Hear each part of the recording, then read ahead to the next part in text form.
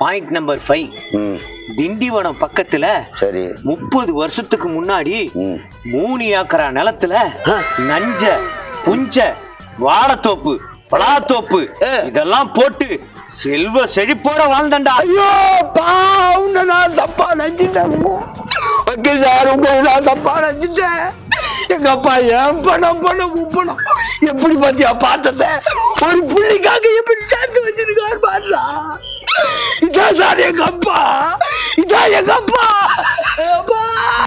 Emotional ஆகாத, phone எடுத்து பேசு. இருங்க சித்திதா, சித்தி சொல்லி சித்தி என்னது டாக்டரா, பெரிய டாக்டர் வர சொல்லுங்க.